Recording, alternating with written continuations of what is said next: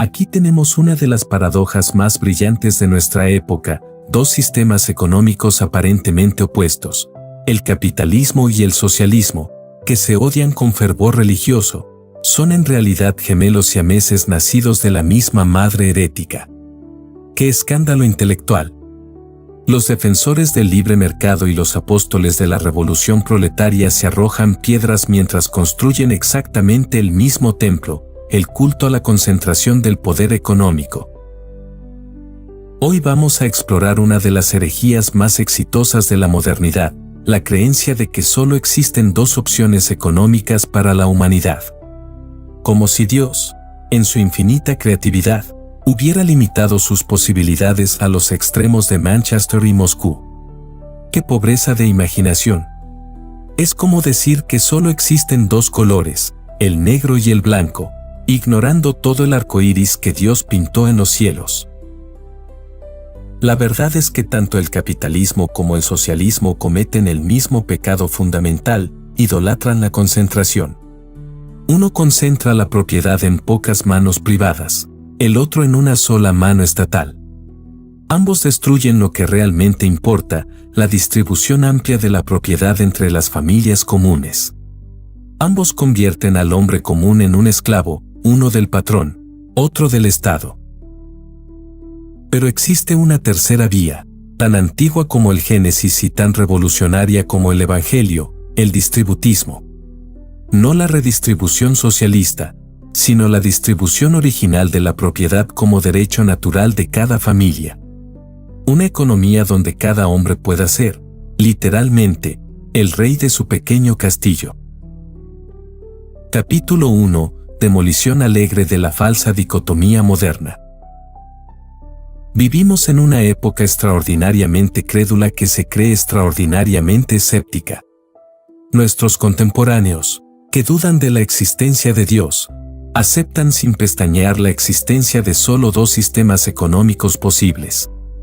Como si la historia humana hubiera comenzado en 1776 con Adam Smith y hubiera encontrado su única alternativa en 1848 con Marx.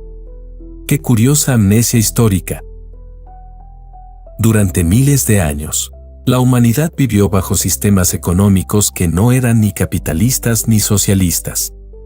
Los artesanos medievales, los pequeños propietarios rurales, las corporaciones gremiales, todos ellos ignoraron completamente que estaban violando las leyes económicas modernas. Qué descortés es de su parte no haber consultado a los economistas del futuro. El capitalismo moderno nos dice, la propiedad es sagrada, por eso debe concentrarse en las manos más eficientes. Es como decir, la virginidad es sagrada, por eso debe entregarse al mejor postor.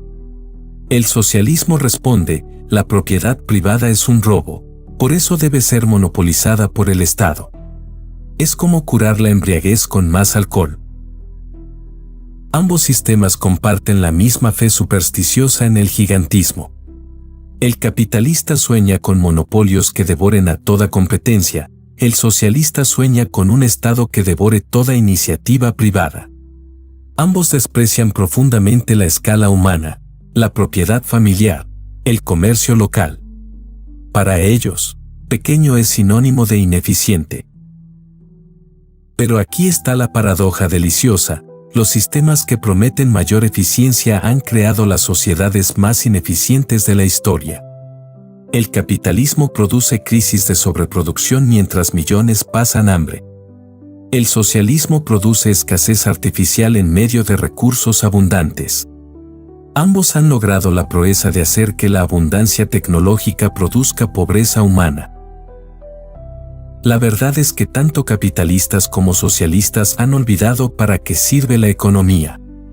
No sirve para crear gigantes industriales o burocráticos, sino para permitir que cada familia viva con dignidad del fruto de su trabajo. Una economía que concentra la propiedad, ya sea en corporaciones o en el Estado, es una economía que ha olvidado su propósito humano. Y aquí viene lo más divertido, ambos sistemas acusan al distributismo de ser utópico e irrealizable. Los creadores de las dos utopías más sangrientas de la historia nos llaman utópicos. Es como si Robespierre y Stalin nos acusaran de ser demasiado violentos. Capítulo 2. El paradoxo central, cuando la propiedad privada destruye la propiedad privada. Aquí tenemos uno de los paradoxos más deliciosos de nuestro tiempo, el capitalismo, que se presenta como el gran defensor de la propiedad privada. Ha logrado la proeza histórica de destruir más propiedad privada que cualquier sistema anterior. Es como un médico que mata pacientes para curar la muerte. ¿Qué era la propiedad privada antes del capitalismo moderno? Era la pequeña granja familiar, el taller del artesano, la tienda del comerciante local, las herramientas del trabajador especializado. Era algo concreto, personal, humano. Un hombre conocía cada árbol de su huerto, cada herramienta de su oficio. La propiedad tenía rostro, nombre, historia familiar. El capitalismo llegó con una promesa seductora: multipliquemos la propiedad mediante la competencia libre. Pero la competencia libre resultó ser tan libre como un gladiador en el Coliseo, libre de morir. Los pequeños propietarios fueron sistemáticamente devorados por los grandes, hasta que la mayoría de los hombres se convirtieron en proletarios, es decir, en hombres cuya única propiedad son sus hijos. La paradoja es exquisita. En nombre de la propiedad privada, se destruyó la propiedad privada real para crear la propiedad privada abstracta. En lugar de 1000 hombres con pequeñas propiedades, tenemos un hombre con una gran propiedad y 999 sin ninguna. Y a esto le llaman defender la propiedad privada. El socialismo, observando esta concentración, llega con la solución más obvia: si la propiedad privada concentrada es mala, eliminemos toda propiedad privada. Es como ver que los ríos contaminados causan enfermedad y decidir eliminar toda el agua. La cura es peor que la enfermedad. Pero ambos sistemas ignoran la alternativa más natural. En lugar de concentrar la propiedad o eliminarla, ¿por qué no distribuirla? En lugar de crear gigantes económicos o burocráticos, ¿por qué no crear miles de pequeños propietarios? Es una idea tan simple que solo un intelectual moderno podría considerarla imposible. La verdad es que tanto el capitalismo como el socialismo han cometido el mismo error fundamental: han confundido la propiedad con el poder. Creen que la propiedad existe para ejercer dominio sobre otros, cuando en realidad existe para liberar al hombre del dominio ajeno. Un pequeño propietario no busca empleados que explotar, sino independencia para vivir. El distributismo restaura el verdadero significado de la propiedad privada, no como instrumento de explotación, sino como base de la libertad familiar. Cuando cada hombre posee los medios de su subsistencia, ningún hombre puede esclavizar a otro, ni patrón ni comisario. Capítulo 3. Senso común como camino para la economía humana. Permíteme hacerte una pregunta que cualquier niño podría responder, pero que ha desconcertado a generaciones de economistas. ¿Cuál es el propósito de la economía? No me digas que es maximizar la eficiencia o socializar los medios de producción. Esas son respuestas de libros de texto. Te pregunto como ser humano, ¿para qué sirve realmente la economía? La respuesta es tan simple que resulta revolucionaria: la economía sirve para que las familias puedan vivir bien. Punto. Todo lo demás son complicaciones innecesarias inventadas por intelectuales que han perdido el contacto con la vida real. Un sistema económico que no permite a las familias vivir con dignidad es un fracaso, por muy eficiente o científico que sea. Ahora, apliquemos este sentido común elemental a nuestros dos sistemas dominantes. ¿Permite el capitalismo moderno que las familias vivan bien? Veamos. Ha convertido a la mayoría de los padres de familia en empleados dependientes de salarios que pueden desaparecer mañana. Ha obligado a las madres a abandonar el hogar para sostener una economía que debería sostenerlas a ellas. Ha creado una generación de jóvenes que no pueden permitirse formar familia porque no pueden permitirse una casa. ¿Y el socialismo? Ha prometido liberar al trabajador convirtiéndolo en empleado del Estado, que resulta ser un patrón aún más exigente que el capitalista. Ha eliminado la propiedad privada familiar en nombre de la igualdad, creando una igualdad de pobreza supervisada por una élite privilegiada. Ha convertido la economía en una máquina burocrática donde las decisiones las toman comités que nunca han visto una familia real. Cualquier persona con sentido común puede ver que ambos sistemas han perdido el rumbo. Han convertido la economía en un fin en sí mismo, en lugar de un medio para la vida familiar. Es como convertir la cocina en un altar donde se sacrifican las comidas.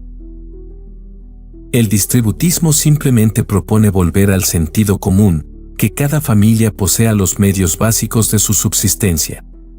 No es una idea complicada. Es la idea más natural del mundo. Durante la mayor parte de la historia humana, la mayoría de las familias eran propietarias de algo: tierra, herramientas, talleres, pequeños comercios. Era la situación normal. Lo anormal, lo experimental, lo verdaderamente radical, es pretender que las familias puedan prosperar sin poseer nada, dependiendo completamente de empleadores capitalistas o burócratas socialistas. Eso sí es utópico, creer que la dependencia económica total puede producir seres humanos libres y dignos.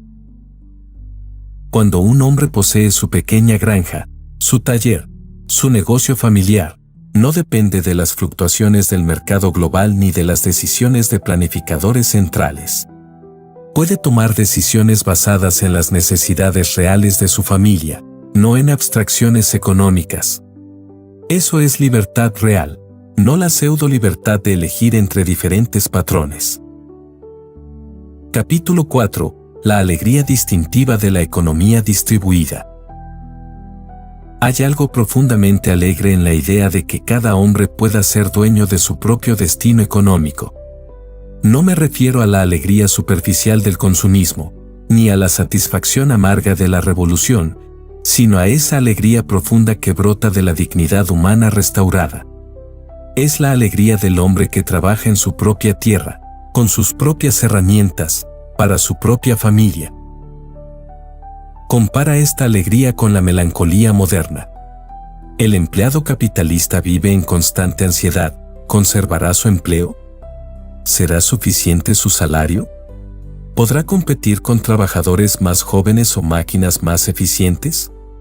Su vida económica es una lotería perpetua donde otros tienen todos los boletos ganadores. No es extraño que las sociedades capitalistas avanzadas estén plagadas de depresión y ansiedad. El ciudadano socialista vive en una melancolía diferente pero igualmente profunda, la desesperanza de la dependencia total. Sabe que su destino está en manos de burócratas remotos que toman decisiones según planes quinquenales, no según necesidades familiares. Su vida económica es un teatro donde él recita líneas escritas por otros.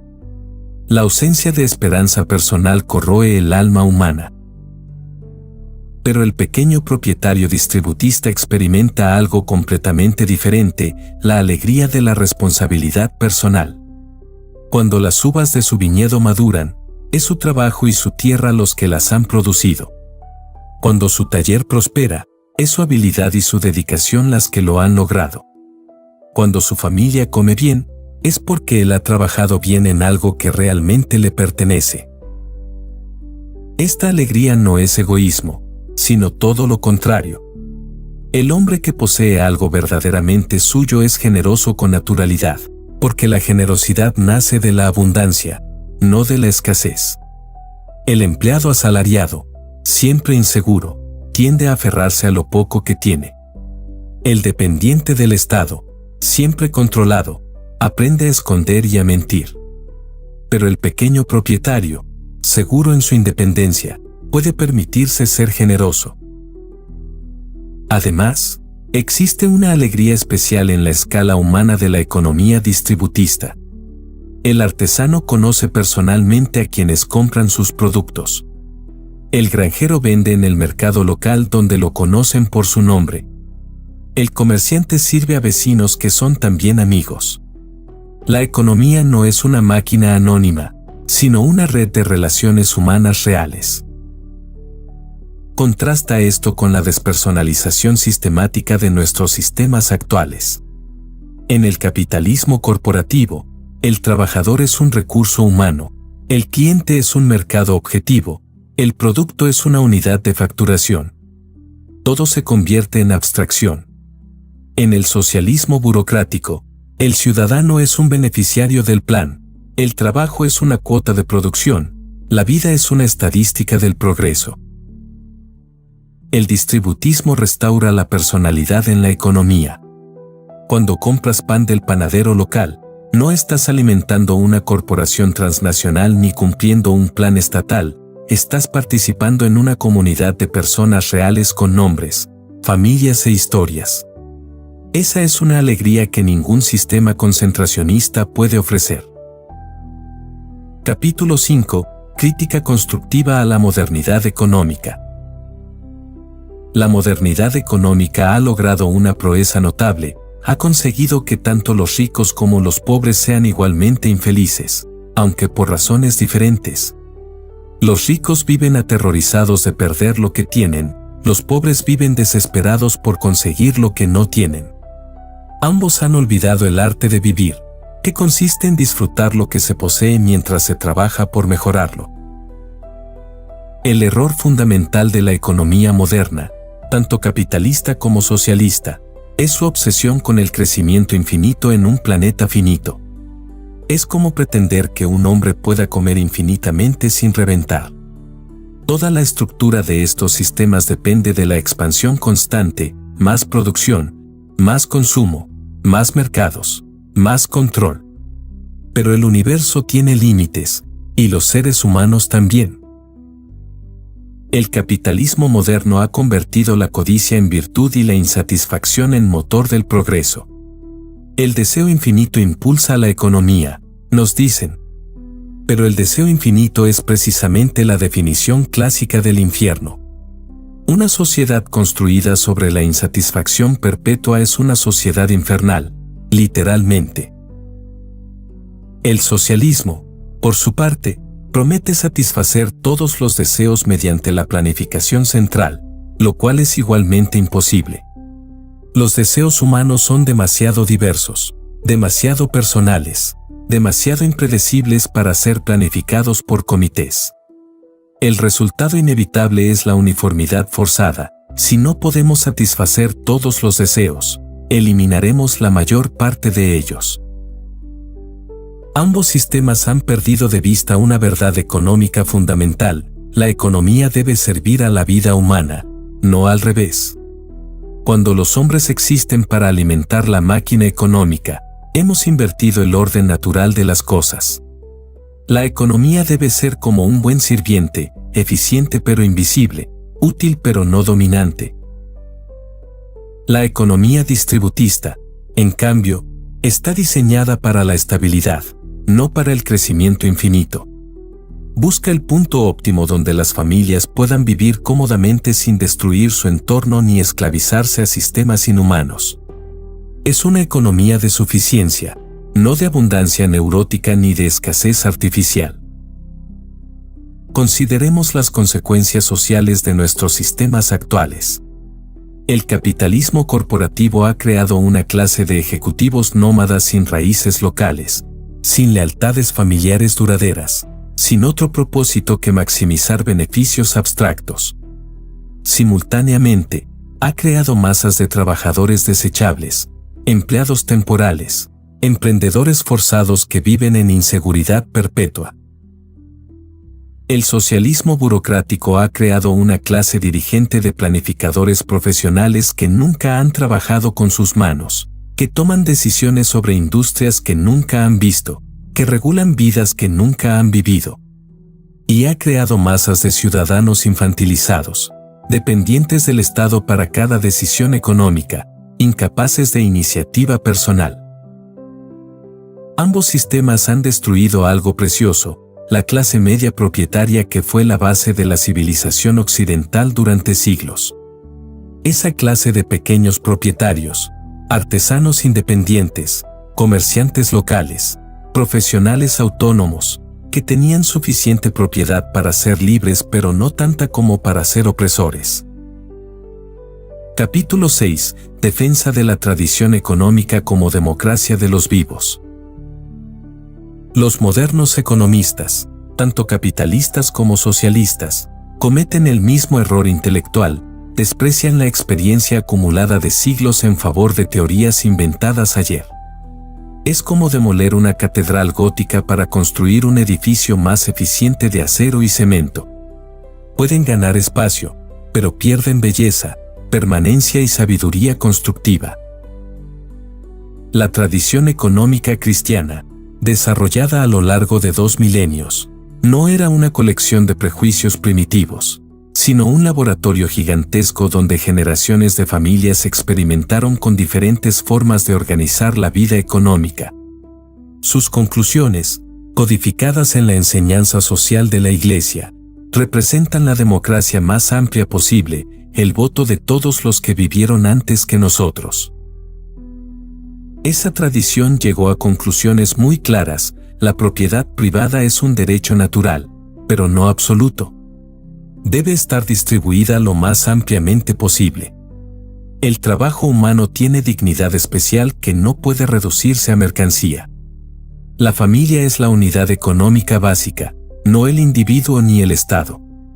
El mercado debe servir a la comunidad, no dominarla. El beneficio es legítimo, pero la avaricia es destructiva. Estas no eran opiniones arbitrarias, sino descubrimientos prácticos. Las sociedades que siguieron estos principios florecieron durante siglos. Las que los abandonaron experimentaron crisis recurrentes, revoluciones violentas y degradación humana.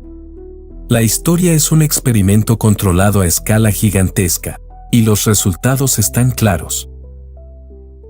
El capitalismo moderno rechazó esta sabiduría en nombre del progreso científico. Declaró que la economía tenía sus propias leyes, independientes de la moral y la tradición. El resultado fueron las crisis cíclicas, la desintegración familiar, la alienación del trabajo y la concentración extrema de la riqueza. Todo esto era predecible y fue predicho por los defensores de la tradición.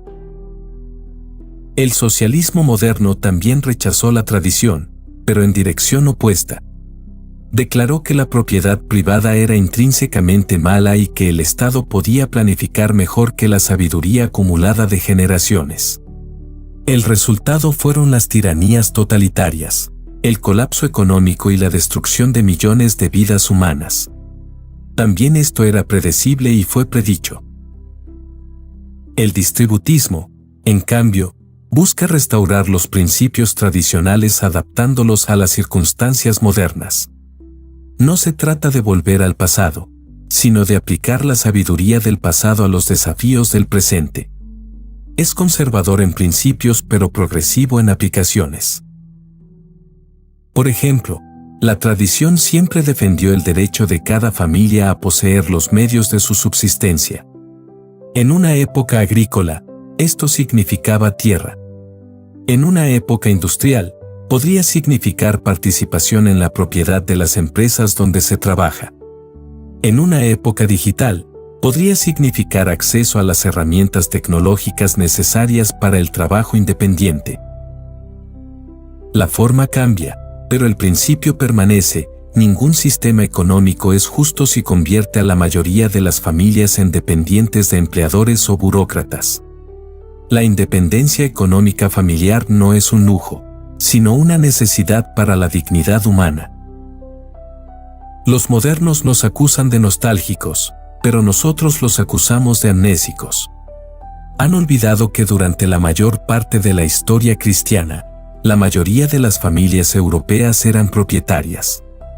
La dependencia económica masiva es una novedad moderna, no una condición natural del hombre. Capítulo 7. Convite a aventura distributista. Ha llegado el momento de una decisión que cada uno debe tomar en la intimidad de su conciencia: continuaremos aceptando pasivamente la falsa dicotomía entre capitalismo y socialismo, ¿o tendremos el coraje de explorar la tercera vía que nuestros antepasados conocían y que nuestros contemporáneos han olvidado? El distributismo no es una utopía que requiera una revolución sangrienta o una transformación mágica de la naturaleza humana. Es una dirección práctica que cualquier familia puede comenzar a seguir hoy mismo. Cada paso hacia la independencia económica familiar es un paso hacia el distributismo. Cada decisión de comprar local en lugar de global, de aprender un oficio en lugar de depender solo de empleos, de ahorrar para poseer en lugar de gastar para consumir, es una pequeña victoria distributista. La aventura comienza con una pregunta personal: ¿qué puedo poseer que me haga menos dependiente de otros para mi subsistencia? Tal vez sea aprender a cultivar algunos alimentos en tu propia tierra o en macetas urbanas. Tal vez sea desarrollar una habilidad que puedas vender directamente, sin intermediarios corporativos. Tal vez sea unirte con otros para crear cooperativas de consumo o de trabajo que mantengan la riqueza en la comunidad local.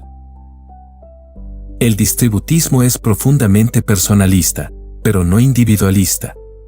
Reconoce que cada familia tiene circunstancias únicas y debe encontrar su propio camino hacia la independencia económica.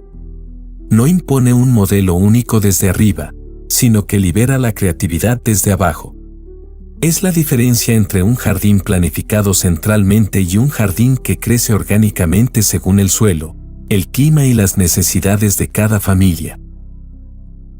Esta aventura requiere virtudes que nuestros sistemas actuales han atrofiado: paciencia para construir gradualmente en lugar de buscar éxito instantáneo, prudencia para distinguir entre necesidades reales y deseos manufacturados, templanza para vivir dentro de los medios propios, y fortaleza para resistir las presiones de una cultura consumista.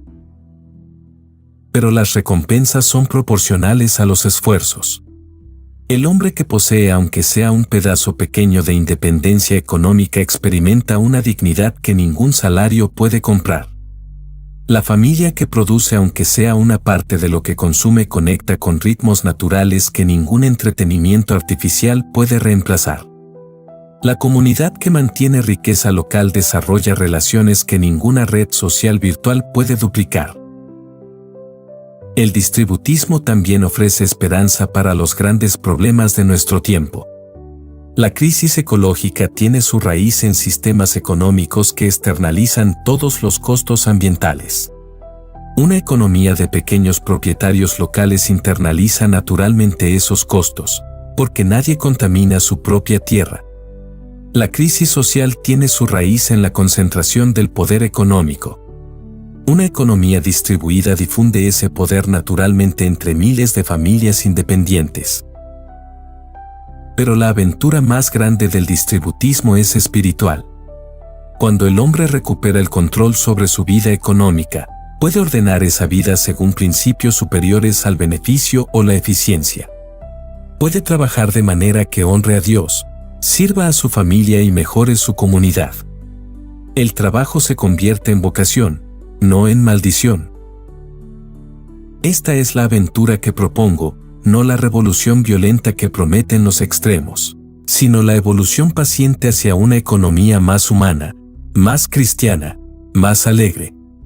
Una economía donde cada hombre pueda ser verdaderamente libre porque posee los medios de su libertad. Conclusión.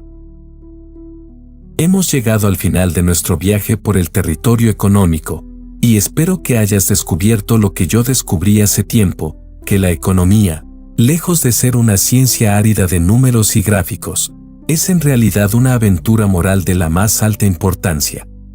Porque en cómo organizamos la vida económica revelamos que valoramos realmente la eficiencia o la dignidad humana, el crecimiento o la estabilidad, el poder concentrado o la libertad distribuida. La gran paradoja de nuestro tiempo es que dos sistemas que se consideran opuestos han producido resultados sorprendentemente similares: la concentración del poder económico y la dependencia de las familias. Capitalismo y socialismo son como dos caminos diferentes que llevan al mismo precipicio. El distributismo es simplemente la propuesta de tomar un tercer camino, uno que nuestros antepasados conocían bien pero que nosotros hemos olvidado en nuestra prisa por ser modernos. No prometo que este camino sea fácil. Requiere virtudes que una cultura de gratificación instantánea ha dejado atrofiar. Requiere pensar a largo plazo en una época de beneficios trimestrales. Requiere valorar la independencia en una época que ha confundido comodidad con libertad. Pero las mejores aventuras nunca son fáciles. Si lo fueran, no serían aventuras sino paseos. Lo que sí prometo es que este camino es más humano, más alegre y más esperanzador que las alternativas que nos ofrecen. Una economía donde cada familia puede vivir con dignidad del fruto de su trabajo, donde las comunidades mantienen control sobre su destino económico, donde el trabajo humano es respetado y donde la creatividad puede florecer sin ser aplastada por gigantes corporativos o burocráticos. Que cada uno de nosotros pueda encontrar su propio modo de participar en esta aventura distributista, comenzando donde está, con lo que tiene, pero siempre avanzando hacia esa visión de una economía verdaderamente humana. Y que podamos hacerlo con la alegría que siempre acompaña el descubrimiento de la verdad y la práctica de la virtud. Porque al final, la economía distributista no es solo una técnica para organizar la producción y el intercambio, es una forma de vida que honra la dignidad de cada familia y la sabiduría de cada generación. Es, en pocas palabras, una economía cristiana para un mundo que ha olvidado lo que significa ser verdaderamente humano.